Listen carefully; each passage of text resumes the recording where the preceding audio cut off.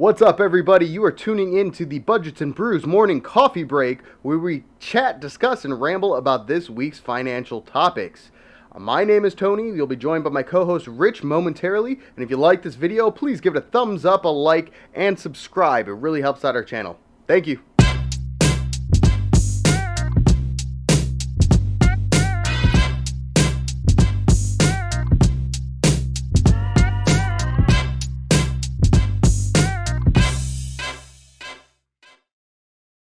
For our first story today, we're going to be covering Ben and Jerry's.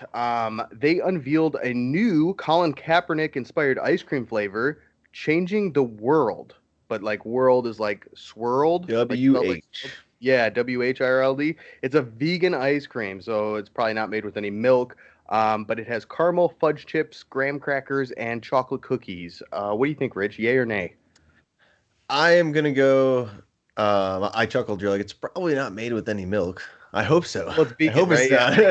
it's not. I'm gonna go with maybe. I don't know. It really just depends. Like for me, flavor wise, sure. But is this a good move for Ben and Jerry's stock company? On the other hand, and that's when we briefly talked about companies really going like political and making like a Republican, I'm Democrat, and so this is obviously, hey, here, look at me, I'm a Democrat. And I just don't know, like sometimes people get sensitive now, right? Where you're not going to watch football and you're going to just, completely block that out because it got political. So if there are some customers and fans of Ben and Jerry's and all of a sudden they're like, no, I'm a hardcore Republican or something like that, they may not, buy any of the ice cream. So it really just depends. I think, what they're trying to do. And but I know that the message behind it, because I did even read about like why they did the name change. It's definitely a positive message behind that and things like that. It's just now we're in a time where companies have to make a stand. So very interesting.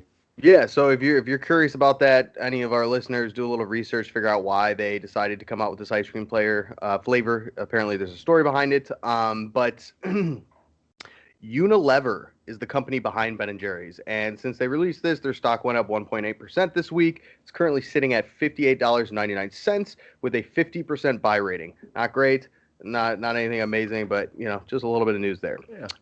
Next thing on the list here is last week, DoorDash and Airbnb launched their IPOs. So this was big news for both of those companies.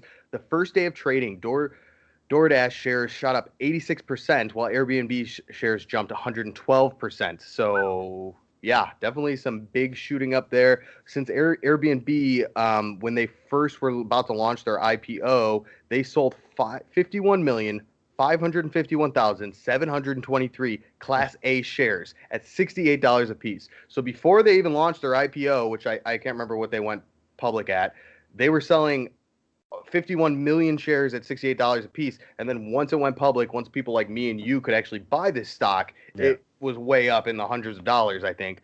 Airbnb stock opened on the NASDAQ Thursday, December 10th at $146 a share, and it closed at $144.71, and that is where that 112% came from.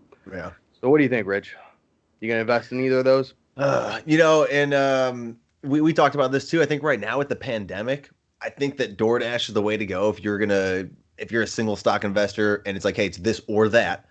I would go DoorDash. I think not that many people are going to random strangers' homes to use there to sleep and stuff. I think they'll probably resort more to the hotels because they definitely increase their standards that they have to hold with the cleaning the hotel. And I went to one not too long ago when they actually had, it was like a tape and it was locked between like the door and the wall.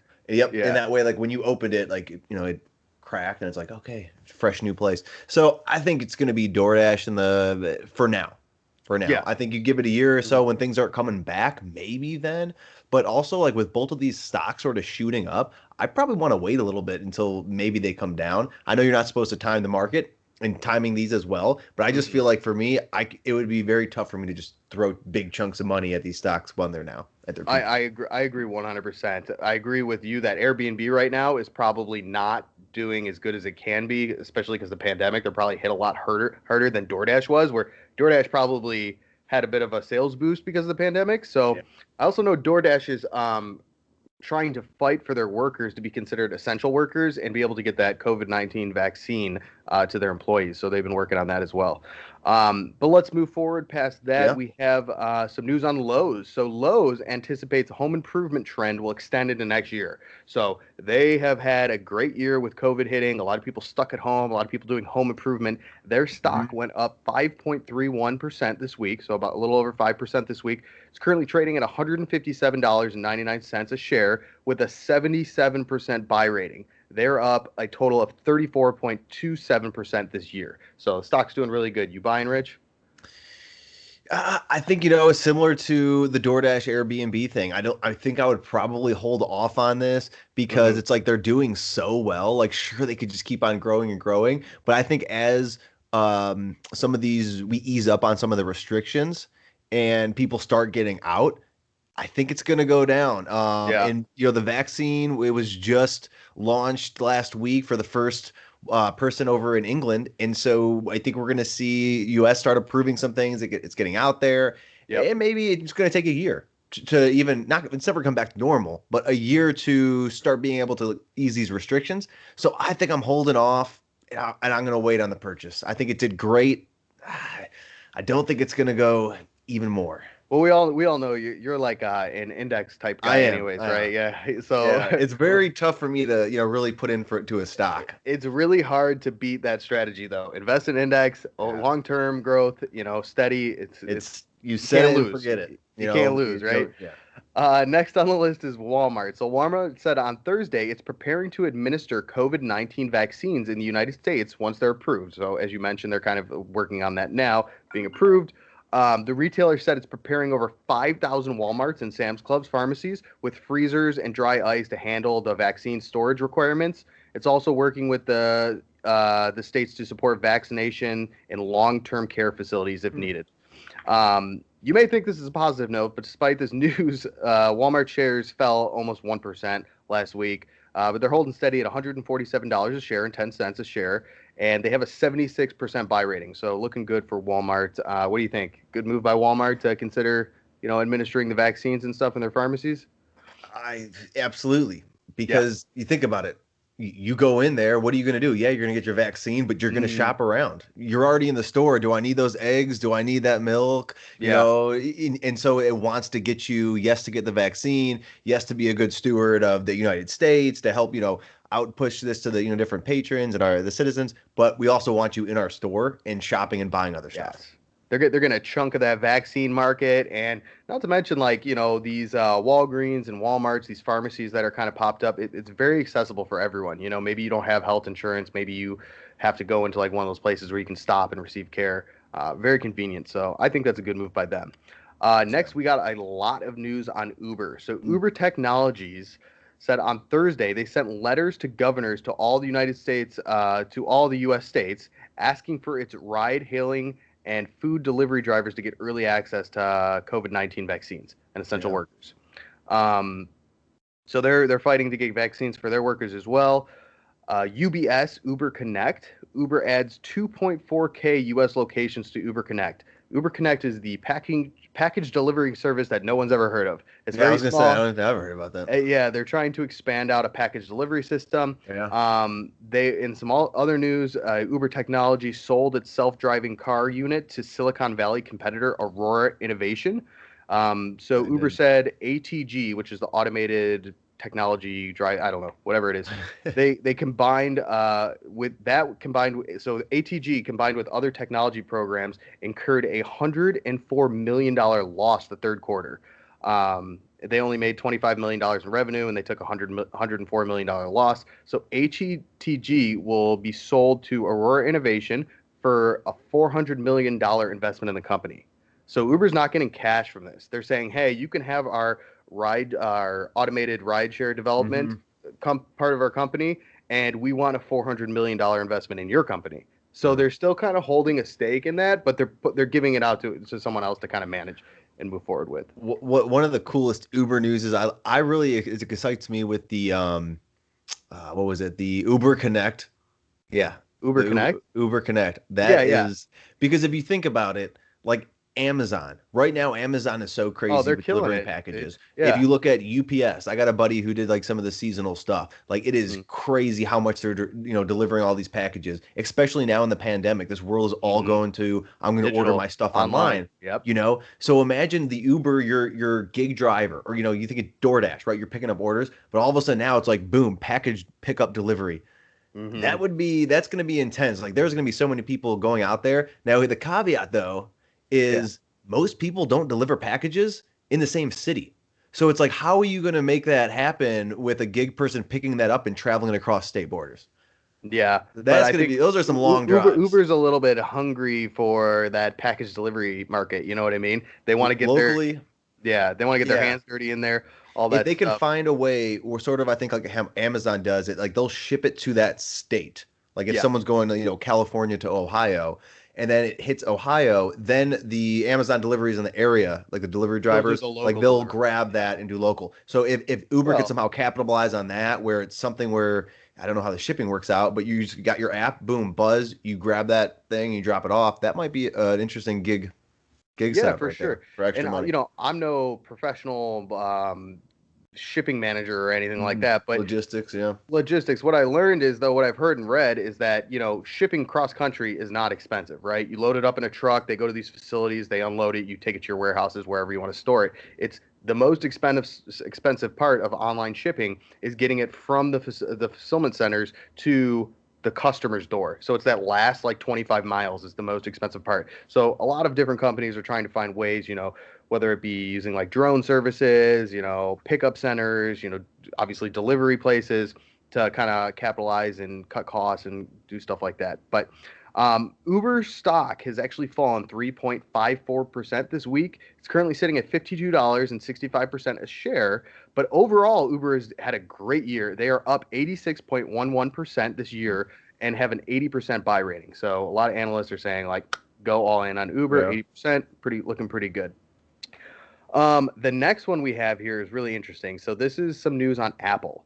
Apple will require apps to add a privacy nutrition label starting December 8th to their App Store. So essentially, when an app is going to be listed in the Apple Store, they're going to have a nutrition label, which is pretty much just something that says like privacy Mhm. and data collected, and it's going to easily show users and consumers what information is being collected by the app publisher, right? So, like, it might say under privacy, we're collecting your financial information, we're collecting your location, we're connecting your purchases, we're collecting your contact info, and we're collecting your browsing history. These are things that app developers might collect when you download their app or you use their app. I'll put a screenshot up so everyone can see what this is going to look like.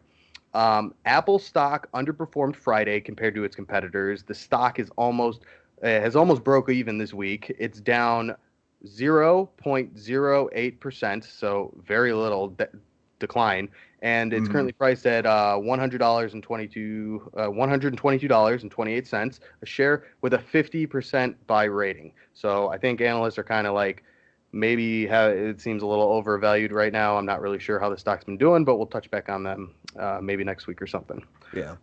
Here's another one, Rich. This is one that you brought up. Do you want to cover this one? Yeah, let's see. So BlackBerry Hmm. stock, it surged to a 52-week high after it announced a multi-year partnership with Amazon Web Services. And this is the world's largest cloud infrastructure platform. And BlackBerry, yes, it is the phone, the Yeah, the thing where your fingers are too big and you can't really text and whatnot. they're not dead. Um, no, they're not dead. They're still doing stuff. And as this proclaims 52-week high, that's their stock hit after Mhm. that. So, and I think you added some things in here as Yeah. well. So the two tech companies will co-develop the market BlackBerry Ivy. Hmm. So this is a new cloud-connected intelligent vehicle data platform. Oh, that's a mouthful, right? Yeah. That offers automakers a standardized, secure way to read and analyze vehicle sensor data. So a lot of people are self-driving cars, sensors on your cars. This is going to essentially standardize a way that car companies can use to like, okay, we're going to take this data, we're going to analyze this data. They're trying to kind of form a standardization there. So BlackBerry stock jumped to over Hmm. 58% this month. So I mean, it's not very high, but it's currently sits at $8.22 a share. and it has a 17% buy rating. So I don't think anyone's sold on it yet. But if you kind of knew this partnership was coming and you got in early, you could have made 58% this month if you would have invested. So they're making moves. We'll see. We'll see what happens. Hopefully something good. Next thing we have here is MasterCard and Visa Inc. said Thursday that they're cutting ties with Pornhub over accusations related to the platform hosting videos of sexual violence and illegal underage content. So this is clearly these two companies are trying to keep their brand, their recognition, their respect up.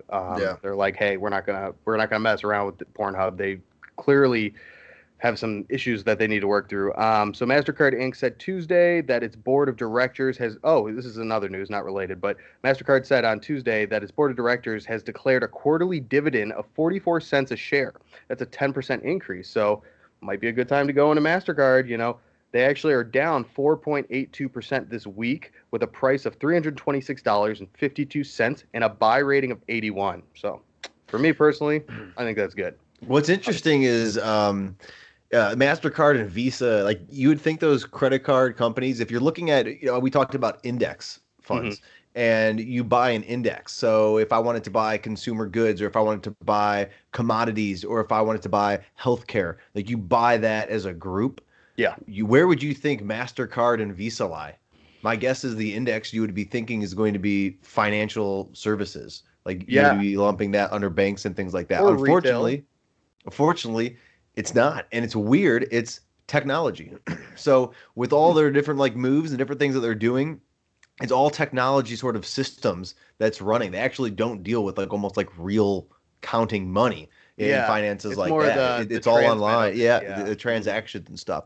So one of those things where, you do have to be weary if you're like, I want to get financial services as a sector or mutual fund. Just, you got to know sometimes there may be things that you're thinking should be in there and they're not, and they're in a different category. So definitely comb through your mutual funds and your index. Know what you're buying.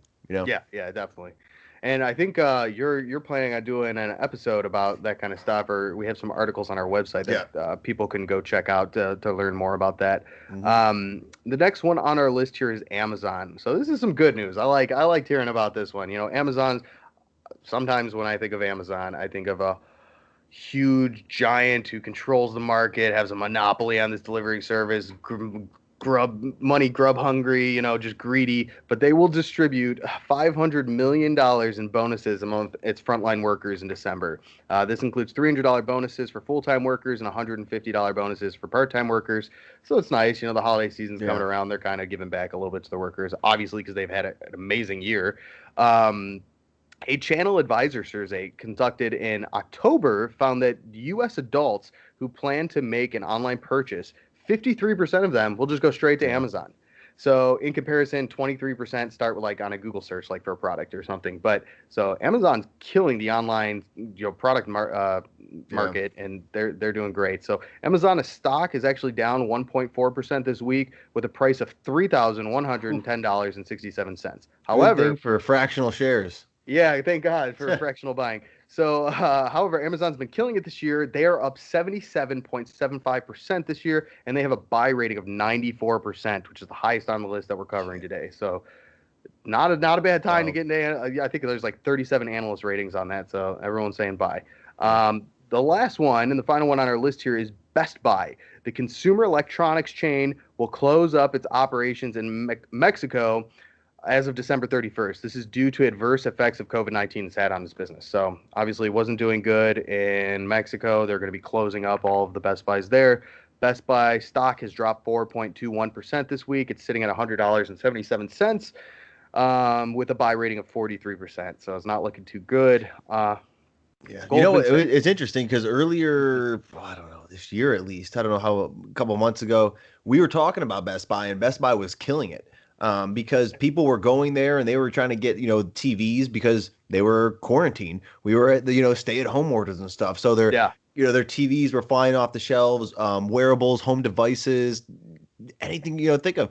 And all of a sudden now it's like it's hitting like a bump. It's like it's slowed down or something and it's going down because they were also offering like the curbside pickup, which was very popular and stuff. And so it It's trying to it's a bumpy road, adapt, yeah. just to prove the point that, one company, if you follow it along, and as we sort of talk about throughout our coffee breaks, that we do, is this company is doing hot, and this is the reason why. All of a sudden, boom, now they're not doing too good, and this is the reason why. And they caption that, and it's very hard to predict.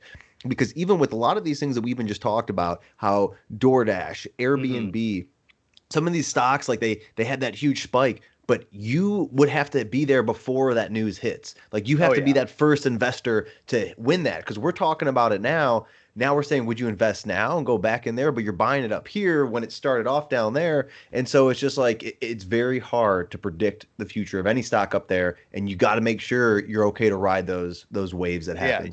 Can't be a impulse seller, Yeah. So Best Buy over the course of the last year, they are up 20%. So they're still doing okay, but the last month of performance, they're down to 12.5%. So obviously it's been a rough month for them. And on top of that, Goldman Sachs downgraded the stock to a sell status from neutral. So they had a kind of a hold, a neutral status, and now they moved it to a sell status. So we'll see what comes from all of that in the future. But that was all the news that we had for you guys today. So if you enjoyed this video, make sure you give it a thumbs up, give us a like, follow us on Facebook, check out our website at budgetsandbrews.com. And if you ask us for a free t-shirt on Facebook, we might just give you one. If you stay tuned to the end, we appreciate you. Please make sure you smash the like button, and we'll have another episode for you next week. All right, that does it. See ya.